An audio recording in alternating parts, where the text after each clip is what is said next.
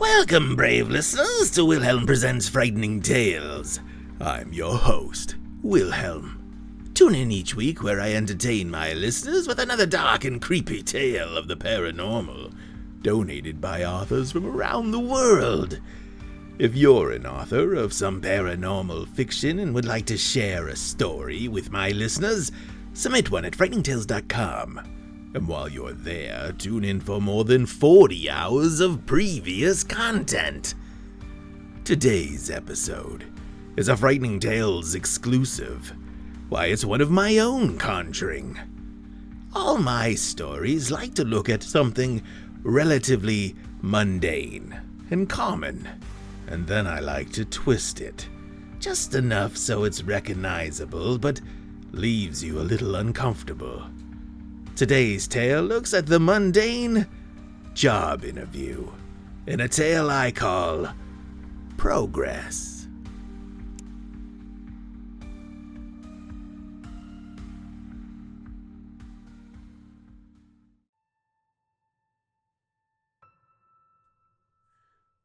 Michael Tanner stared at his reflection in the cracked mirror of his dingy bathroom. The fluorescent light flickered overhead, casting a pallid glow on his tired face. He adjusted his tie, a relic from better days, now frayed at the edges, and sighed deeply. The walls of his apartment seemed to close in around him, echoing the emptiness of his wallet and the weight of his failures. Life had never been kind to Michael. Each attempt to claw his way out of the gutter had ended in disappointment and dashed hopes. Relationships crumbled like brittle leaves in autumn, and jobs slipped through his fingers like water through clenched fists. He was a man adrift in a sea of missed opportunities and shattered dreams. But today was different, or so he desperately hoped. A glimmer of salvation had flickered in the form of an email from Miratech Innovations. "You're invited to interview," it proclaimed boldly, promising a chance at redemption. Michael vaguely recalled sending out his resume during yet another sleepless night spent scouring the depths of online job listings. Miratech claimed to possess the pinnacle of AI technology, boasting flawless self-driving cars with an impeccable safety record. It was a beacon of promise in a sea of uncertainty, a chance for Michael to finally steer his life onto a smoother path. He straightened his worn suit jacket, willing himself to believe that this interview could be his ticket out of the shadows. The rent was overdue, and the landlord's threats lingered like a specter in the corners of his mind. This was his last chance, his final roll of the dice in a game rigged against him from the start. The journey to Miratech's headquarters took Michael through a city that seemed to thrum with a heartbeat of its own, a pulse of life and vitality that eluded him. Tall buildings loomed like ancient monoliths, casting long shadows that whispered tales of success and prosperity. Michael's footsteps echoed on the pavement, a hollow cadence that mirrored the emptiness in his heart. Arriving at the address, a sleek, modern edifice that rose like a monolith of glass and steel, Michael felt a twinge of unease mingled with hope. The reception area was pristine, its walls adorned with abstract art that seemed to watch him. A receptionist with a disarming smile welcomed him and directed him to a plush chair, where he waited in nervous anticipation. Around him snippets of conversations drifted through the air like half-remembered dreams. Employees spoke in hushed tones of breakthroughs and innovations that bordered on the miraculous. Michael's curiosity grew, tempered by a wary suspicion of secrets hidden beneath the gleaming facade. Anxiety and imposter syndrome exploded in Michael's mind, but before the landslide could begin, "Mr. Tanner," a voice shattered his internal panic. Michael looked up to see a man in a tailored suit extending a hand with a practiced smile. "I'm Dr. Williams, in charge of special projects. Please, follow me." They walked through corridors lined with frosted glass, offering tantalizing glimpses into laboratories where machines hummed with otherworldly energy. Michael's pulse quickened with each step, a blend of excitement and apprehension coursing through his veins. This place must have cost millions, he thought to himself. In a spacious conference room, Michael Tanner adjusted his tie nervously as he sat in the high-back chair. The room was exceptionally large for the single table with 2 chairs, bathed in a soft, sterile light that seemed to wash out the vibrant colors of anything in the room. All this empty space was surely meant to make him feel unease. It was mind games to intimidate and put him off his game. But Michael focused on the fact that all this wasted space surely meant there was money to go around, and he so desperately needed money. Across from him, Dr. Williams drew out a chair and sat opening a leather folio there. A man whose immaculate appearance and piercing gaze exuded an air of authority that made Michael shift uncomfortably in his seat.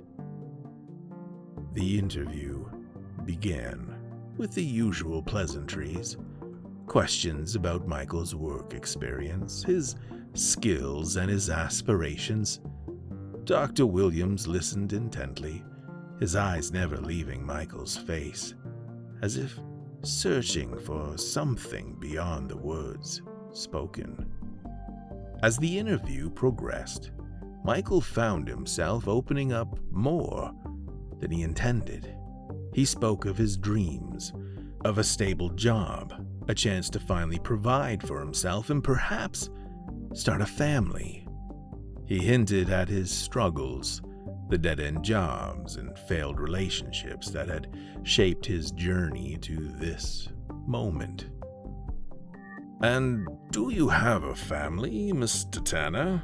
Dr. Williams interjected, suddenly, his voice calm but insistent. Michael hesitated, taken aback by the unexpected question. "Not anymore," he replied quietly, his gaze dropping to his hands folded in his lap. "My parents passed away a few years ago, and I haven't been in touch with my siblings for some time." Dr. Williams nodded slowly, as if filing away the information for future reference. "I see," he murmured, tapping his pen thoughtfully against the polished table. "And what drives you, Mr. Tanner? What makes you get out of bed every morning, despite the setbacks?" Michael looked up, meeting Dr. Williams' gaze with a mixture of determination and resignation. "Hope, I suppose," he answered earnestly. "Hope that today will be better than yesterday and that my luck will finally change." The interview continued with a series of probing questions that delved deeper into Michael's psyche. Dr. Williams asked about his fears, his strengths, and his beliefs. Each question seemed designed not only to assess Michael's suitability for the job, but also to unravel the layers of his character, exposing vulnerabilities and desires Michael had long buried. "Tell me, Mr. Tanner, do you believe in God?" The question came out harsh and almost accusatory. I'm not sure you can ask me that," Michael slowly replied. "And I'm not obligated to hire you, Mr. Tanner." "No," snapped Michael in a panic. "Did I just screw this up for myself?" he thought. "Not again." The internal landslide of his impending failure began to pull apart the edges of his currently cool facade. "Excellent, Mr. Tanner. Faith can be such a nuisance in this line of work." As the minutes stretched into what felt like hours, Michael began to notice subtle nuances in Dr. Williams' demeanor. The way he would pause, his fingers steepled thoughtfully beneath his chin, before asking another question that cut to the core of Michael's being. The way his eyes seemed to flicker with a hidden intensity whenever Michael spoke of his dreams and ambitions. A chill crept down Michael's spine, a primal instinct warning him of unseen dangers lurking beneath the surface. But the promise of stability and a fresh start overshadowed his unease, urging him to push forward despite the nagging doubts in the back of his mind. Finally, after what felt like an eternity, Dr. Williams leaned back in his chair and folded his hands together. His expression softened imperceptibly, a faint smile tugging at the corners of his lips. "Mr. Tanner," he began, his voice low and measured, "you've impressed us with your determination and resilience. Miratech is at the forefront of innovation, and we believe you have the potential to be a valuable asset to our team." "Us?" Michael said. Dr. Williams tapped his ear, cracking a smile, insinuating a listening device. Of course, people were listening into their conversation, Michael thought. Michael's heart skipped a beat, hope surging within him like a tide. This was it. The moment he had been waiting for. The chance to turn his life around. "There's an opportunity for you to be part of something bigger, Mr. Tanner," Dr. Williams continued, his eyes locking onto Michael's with an intensity that was unnerving. But Michael couldn't put a finger on it. "It requires commitment, a commitment that must begin immediately." Michael hesitated, a faint flicker of doubt surfacing in the back of his mind. "What do you mean?" he asked, cautiously, sensing a shift in the conversation. Dr. Williams leaned forward, his gaze unwavering. "We need someone who understands the importance of loyalty and discretion." Michael's mind raced, trying to decipher the underlying meaning behind Dr. Williams' words. Loyalty? Discretion? What kind of commitment was he asking for? "We have protocols in place, Mr. Tanner," Dr. Williams continued, his voice dropping to a conspiratorial whisper. "Protocols that ensure our operations remain confidential. Should you choose to accept our offer, there will be no turning back." Michael swallowed hard, the weight of Dr. William's words settling heavy on his shoulders. This was more than just a job. It was a pact that would bind him to Miratech in ways he couldn't yet comprehend. Surely such commitment was compensated, Michael thought. A spark of excitement cut through the doubt. If he pulled the wool over this doctor's eyes and convinced them that he was worth working here, who was he to argue with a few strict policies? And what if I decline? Michael asked, his voice barely a whisper. Dr. William's smile widened slightly. I'm afraid that wouldn't be an option, Mr. Tanner, he replied smoothly. You see, we're offering you an opportunity that few are given. It would be in your best interest to accept. There was an odd finality about the statement that put Michael at unease.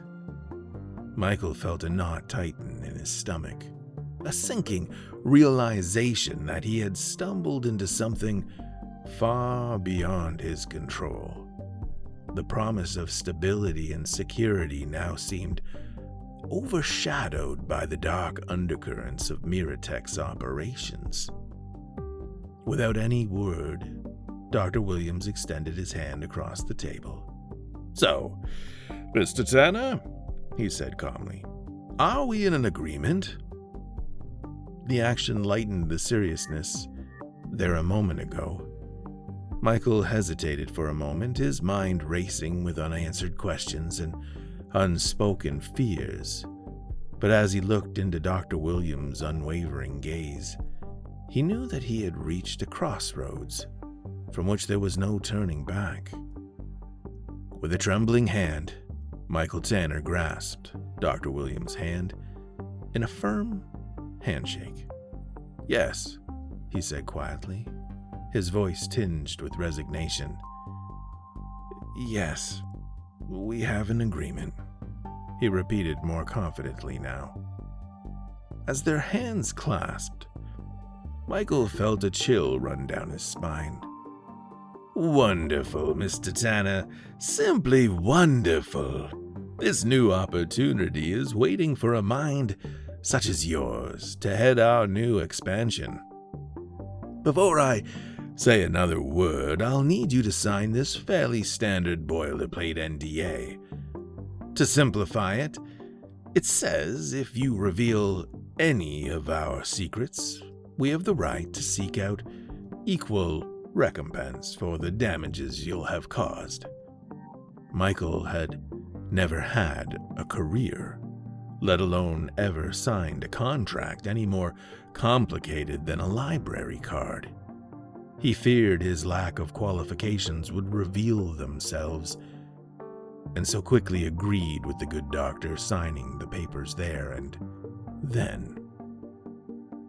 Are you aware that Miratech is the world leader in automation and self-driving vehicles?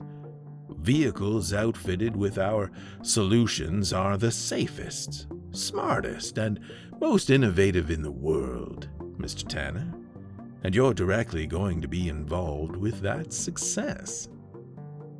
That certainly sounds impressive, Doctor, but how can I help?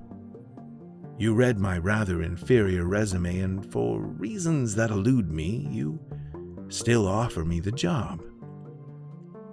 So either the job is not on the level, or you're not as smart as you look. Michael was trembling.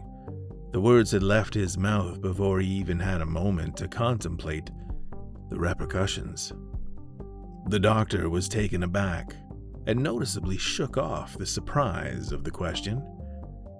Well, Mr. Tanner, perhaps I have misjudged you. We have plans to prepare you for the position in question. The role of District Master Controller is one I thought you would have asked about.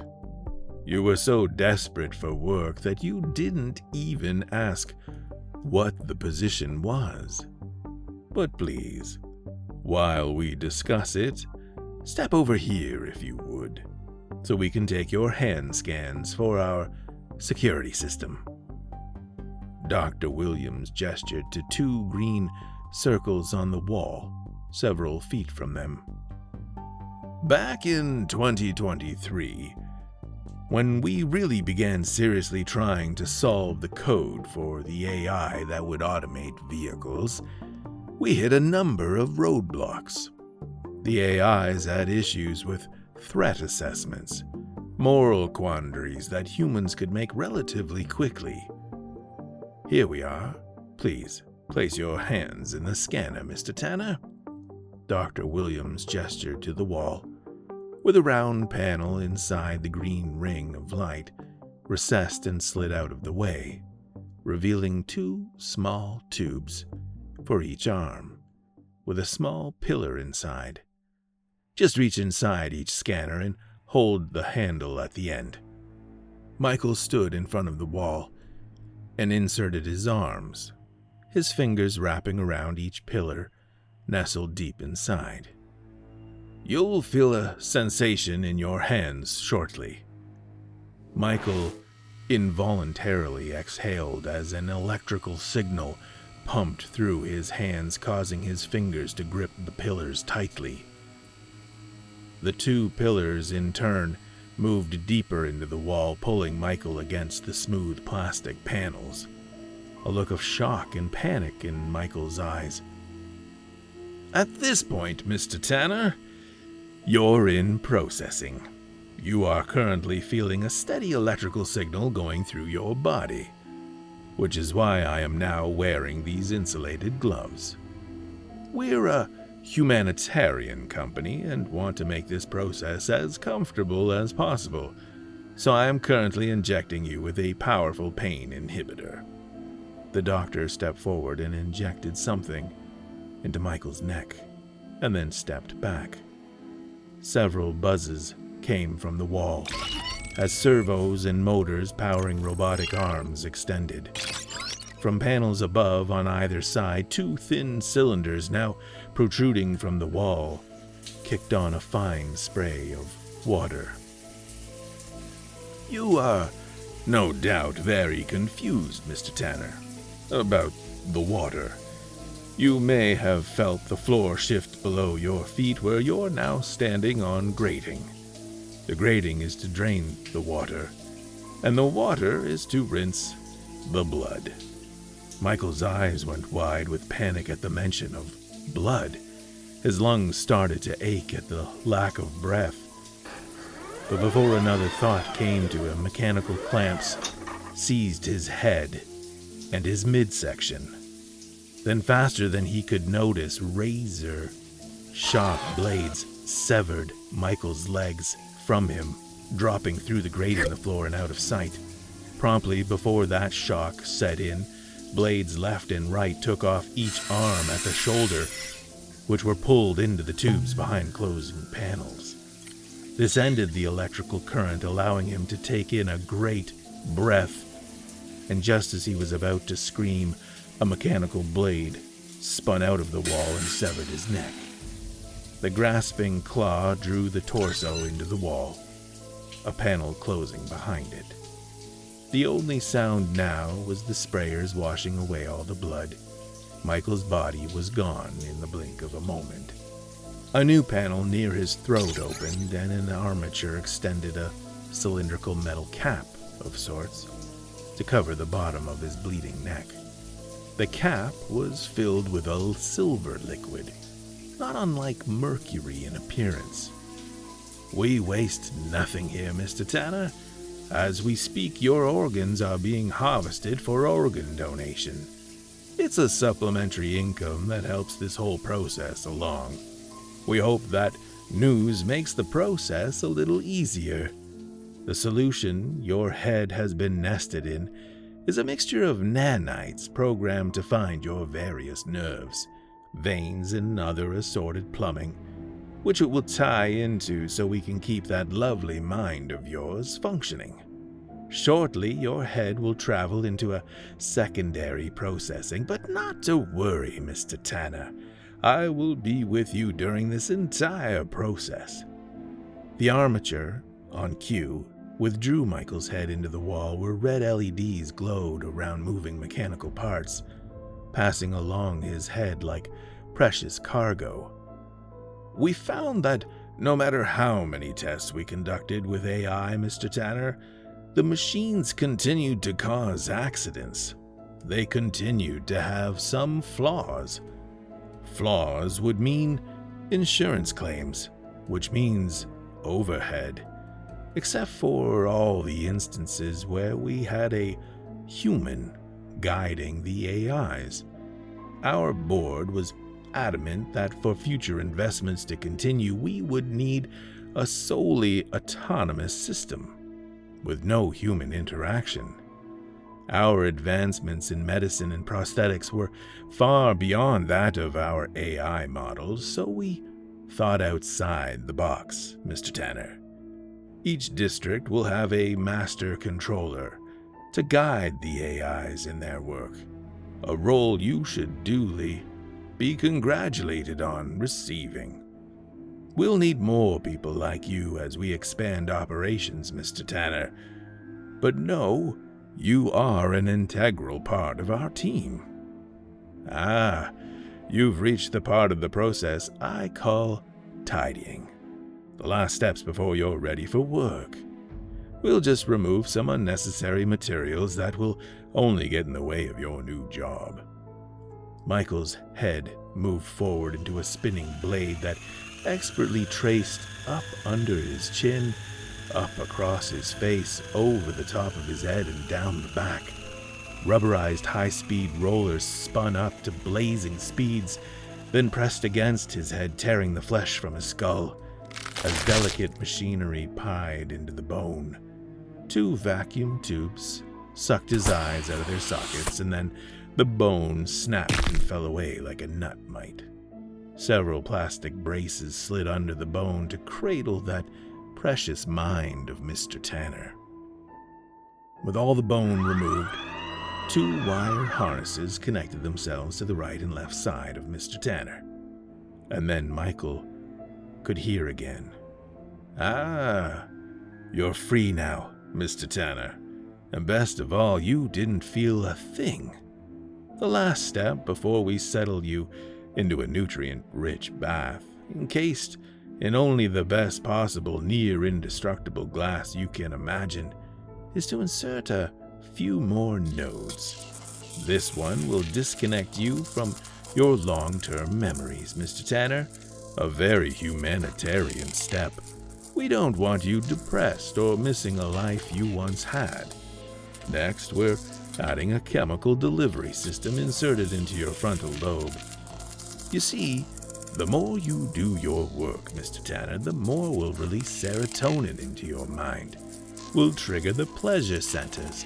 Why, you'll be so incredibly happy to work to get that next dose of happiness. You'll never want to stop. But rest easy. You will stop for REM breaks, where we introduce melatonin into your mixture, and you'll drift into a restful sleep, ready to rise the following day. These frequent server maintenance checks are important to keep that mind in top performance. Once again, Mr. Tanner, let me sincerely welcome you to the Muratech family.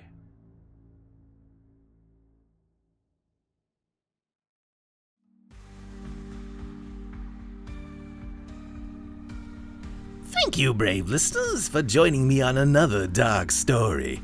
I urge all my listeners to go out and find more content by our weekly authors, if you're not too timid. If you enjoyed today's story and you've tuned in on YouTube, then please click the like button. And if you don't want to miss future stories, click that subscribe button. If you were present today on Spotify and enjoyed the story, you're welcome to leave a comment. And if you're joining me through Apple Podcasts, please leave the show a rating as you see fit. wherever you listen. Do me a favor and share today's story if you can, and then tune in next week for another frightening tale, if you're brave enough.